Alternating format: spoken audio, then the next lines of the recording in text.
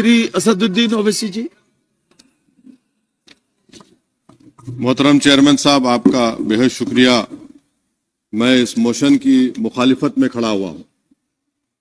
Sir, मैं शुरुआत में हबीब जालिब का एक शेर पढ़ना चाहता हूं। आप उर्दू जानते हैं और लॉ मिनिस्टर भी उर्दू जानते हैं। हबीब जालिब ने कहा था कि हुक्मरान हो गए कमीने लोग, खाक में मिल गए नगीने लोग, हर मुहिब वतन जलील हुआ, रात का फासला तवील हुआ, आमिरों के गीत जो गाते रहे वही नामो दाद पाते रहे, रहजनों ने रहजनी की थी, रहजनों ने रहजनी की थी, रहबरों ने भी क्या कमी की थी। सर, मैं अभी सुन रहा था हमारे शिंदे ग्रुप के शिवसेना के पार्टी लीडर अपनी तकरीर कह रहे थे।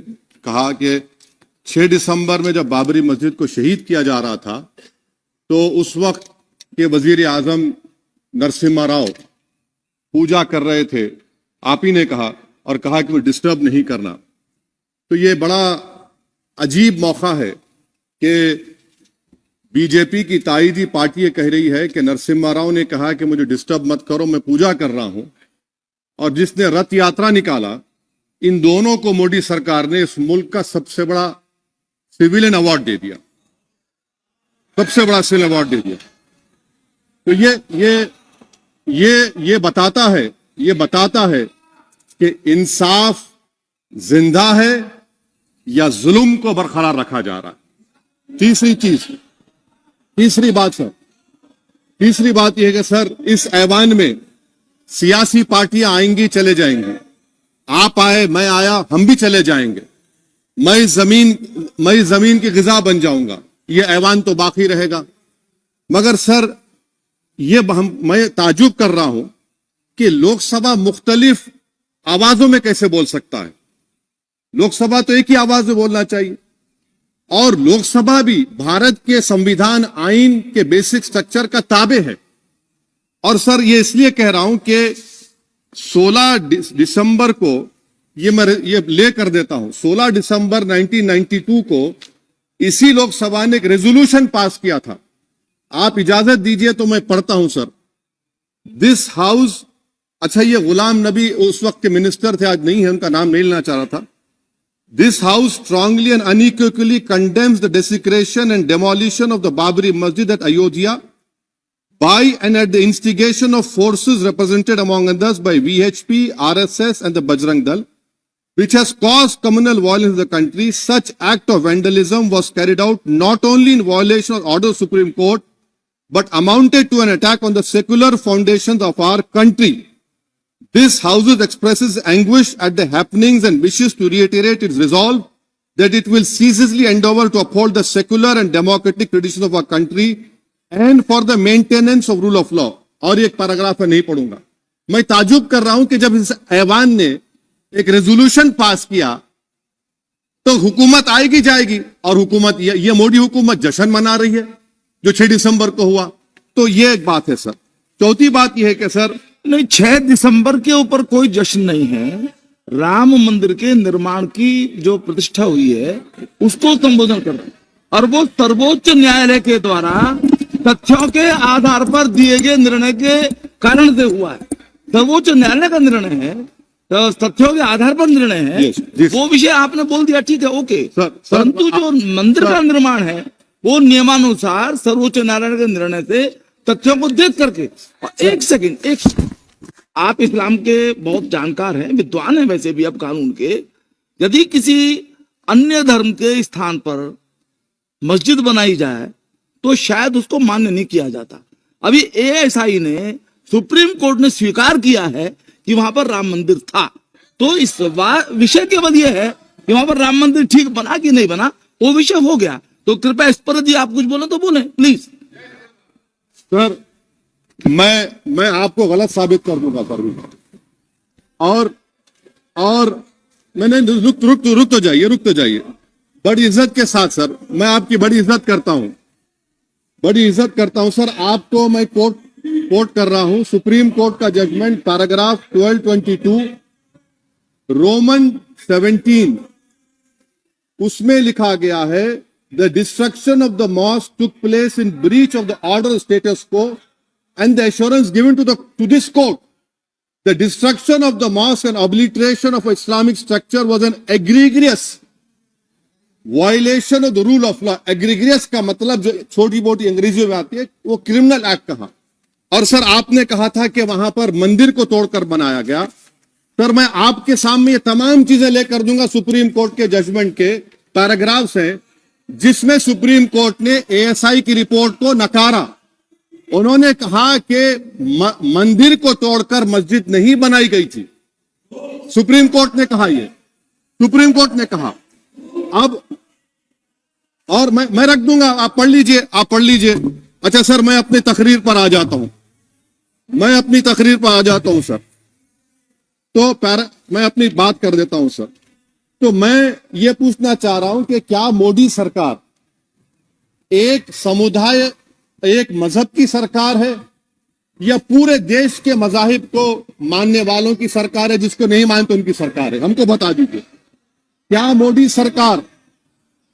मोदी सरकार सिर्फ एक फिक्र और नजरिया हिंदुत्व की सरकार है? क्या इस देश का, इस गवर्नमेंट ऑफ इंडिया का कोई मजहब है? इस वतन अजीज सबके मजहब को मानता है। सर मेरा मानना है कि इस देश का कोई मजहब नहीं है। क्या ये सरकार 22 जनवरी का पैगाम देकर यह बताना चाहती है कि एक मजहब को दूसरे मजहब के मानने वालों पर गलबा और कामयाबी मिली? क्या आइन इसकी इजाजत देता है? क्या ये पैगाम आप जब ऐवान से दे रहे हैं तो 17 करोड़ मुसलमानों को आप क्या पैगाम दे रहे हैं, ये मैं आप पर छोड़ता हूं।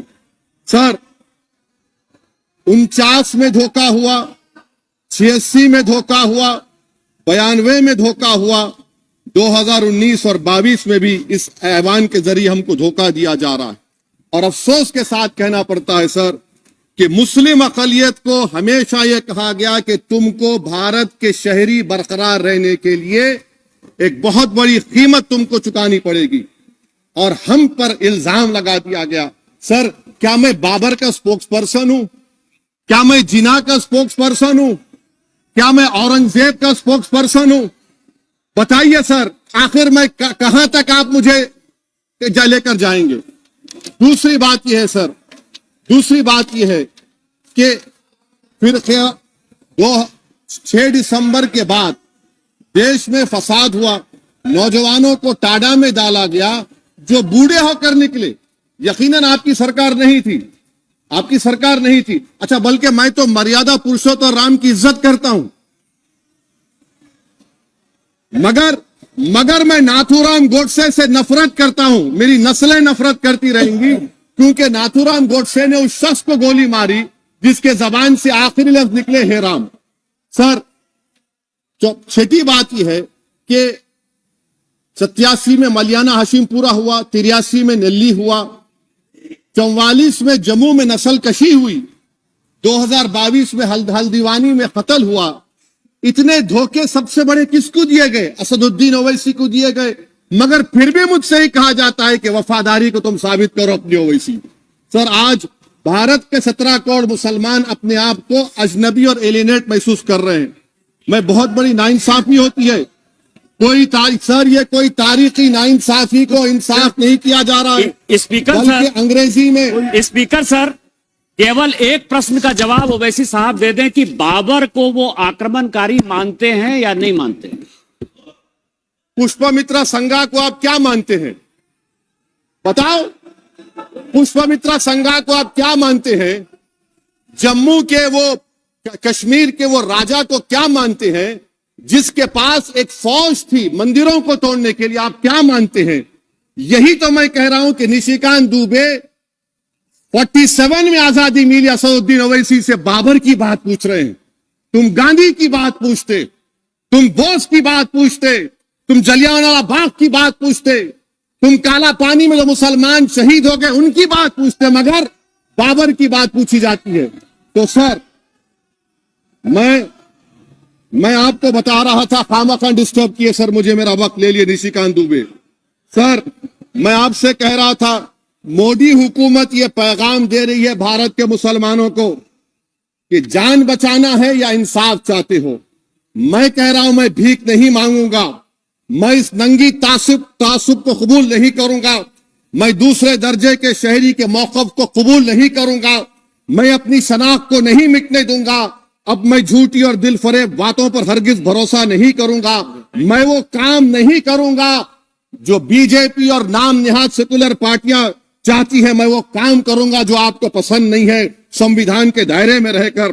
सर, कंक्लूजन में मैं आपको बताना चाहता हूं कि आज इस देश को किसकी जरूरत है। इस देश को अयोध्या में, तारीख शायद नहीं पढ़ते होंगे, मौलाना अमीर अली कौन थे, पुजारी बाबा रामचरण दास कौन थे, अयोध्या के पुजारी थे।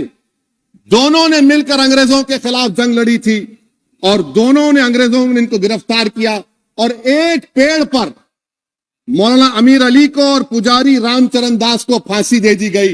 देश को इनकी जरूरत है। देश को शंभू प्रसाद, अचन खां, ये राजा देवी बख्श सिंह के फौज में थे, अंग्रेजों से मुकाबला किया, मुसलमान की लाश को जला दिया गया और शंभू प्रसाद को दफना दिया गया। इस देश को यह जरूरत है। देश को बाबा मोदी की जरूरत नहीं है।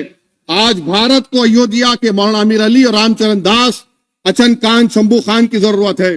सर, मैं अभी सुन रहा था ये नाम निहाद सेकुलर पार्टियों के बयानात को। क्या होता है सर, आप, खत्म कर रहा हूं, क्या होता है सर, जब काजी साहब गवाहों को लेकर दुल्हन के पास जाते कि तुमको निकाह कबूल है, तो दुल्हन शर्मा के खामोश बैठ जाती।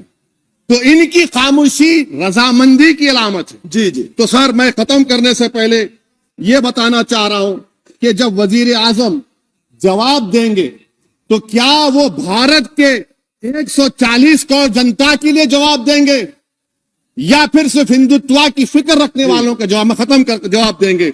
मैं ये देश, दुनिया, मुसलमान देख रहा है। सर, मैं आपको यह भी बताना चाह रहा हूं, आखिर में कंक्लूड कर रहा हूं सर, 1 मिनट चाहिए, 1 मिनट चाहिए सर।